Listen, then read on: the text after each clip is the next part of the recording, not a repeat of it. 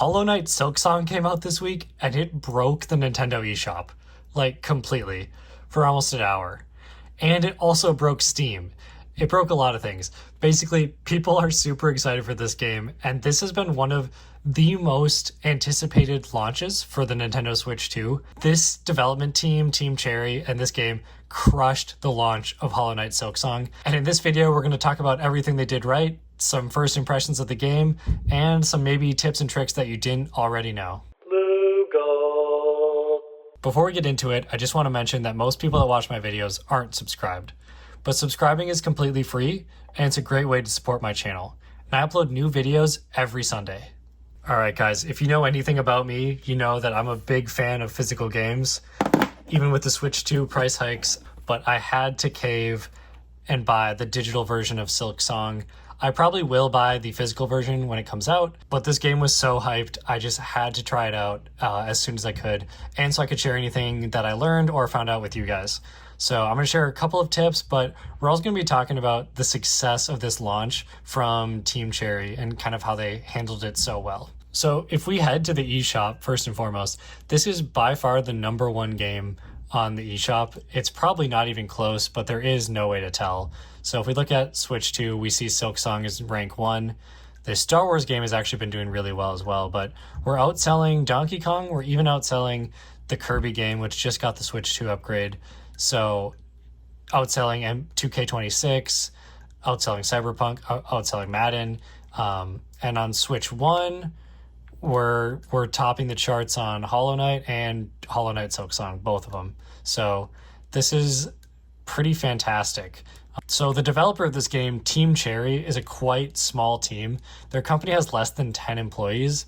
So it took them 6 years to make this game, which seems like a really long time, genuinely, but if you think about the fact that there's only a couple of them, it starts to make more sense, and with the success of Hollow Knight, they probably were able to fund themselves and give themselves many years of runway. So just looking at some of the best takes on Twitter, this meme here, Team Cherry said they didn't release it earlier because they were having fun making it, which is incredible, and they didn't say anything for 6 years, and then they announced that the game would be released in 2 weeks. Just a few weeks ago, they announced that. And then they also did not give early copies of the game to any journalists. They got the game at the same time as us, the players. So that can be risky depending on the game, but it wasn't guaranteed that Silksong would be a success, but we already were familiar with the base game. This was originally going to be a DLC, but then ultimately resulted in being its own standalone game. So people had high hopes and good expectations, and it seems like a lot of those expectations are met after the first 24 hours. And then also, we got to talk about the fact that after all of that, 6 years of development, they still charge just $20. And this is in Nintendo's new world where Mario Kart is $80, Donkey Kong is $80, stuff like that. Physical copies are more expensive. We'll see what happens when the physical copy of Silksong comes out. Maybe it'll be $30, maybe it'll be $40. But I also wouldn't be surprised if it's still $20, given how great this team is. Another great Easter egg with Hollow Knight Silksong is the creator of Stardew Valley, Concerned Ape, is listed in the credits. He voiced one of the characters in the game, but since all the characters speak like a made-up language, we don't actually know which one of them he voiced.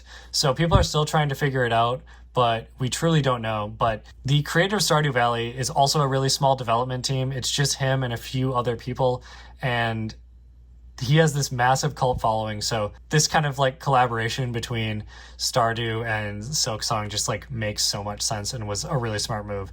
So at the time I'm filming this video, we don't know who he voiced in the game. Maybe we'll find out someday, maybe we never will. But that's some of the initial takes on Twitter that were really interesting to me. But next I want to bring in my laptop here and talk about the launch. So we're looking at the Switch 2 Reddit here, but when the game launched, the Switch eShop was just completely broken. You know, we have this video from Kind Structure 4908 where the average Silksong launch day experience where he's just trying to click to get into the game and it just simply never loads. I think he'll get the error here at the end. Yeah.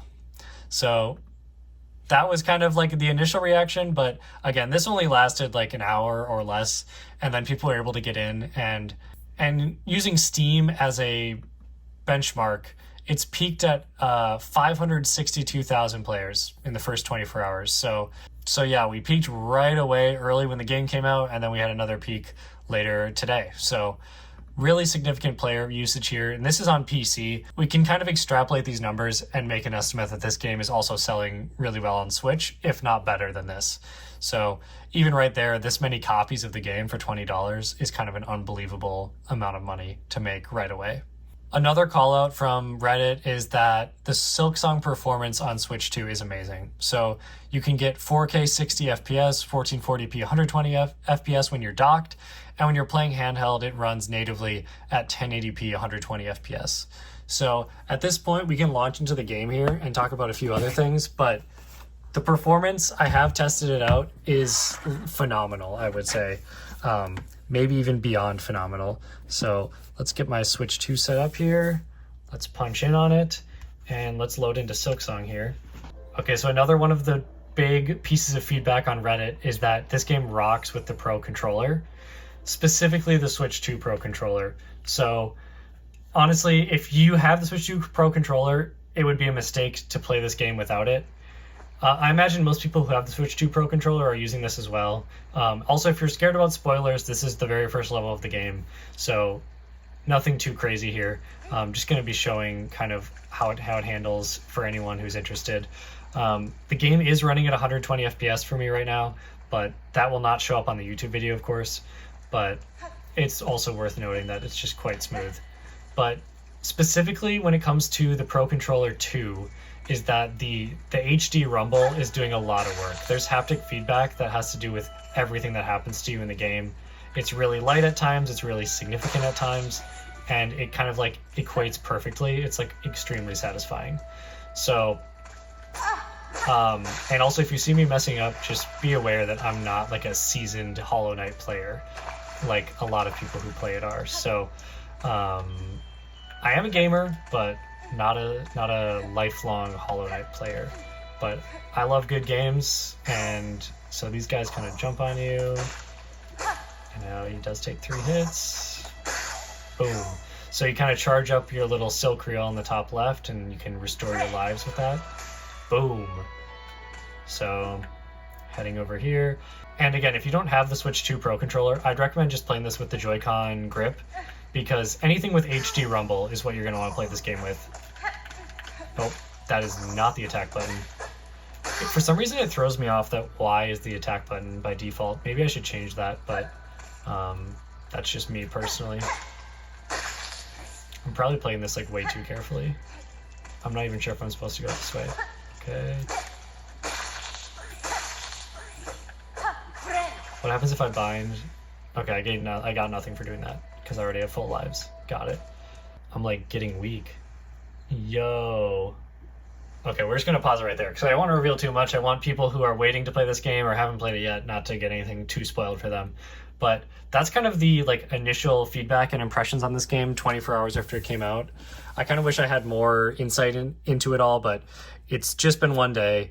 You'll see this video a few days after it went up, probably. I'm just really excited about it. I'm not like a huge Hollow Knight fan, as I mentioned earlier, but I love seeing a game with a small development team do really well and people supporting those developers and doing right by them. So I'm going to be playing it, and I'll probably buy the physical copy, just support them as well when it comes out. But let me know down below how far you are in the game, if you've beaten it yet. I don't know. What are your favorite things about it? What are you looking forward to most? Or if you're holding off on buying it, I'd love to hear why. Maybe you're waiting for the physical release or something else. Anyway, I think that's going to do it for this week's video. Thank you guys for watching, and I'll see you in the next one. Peace out.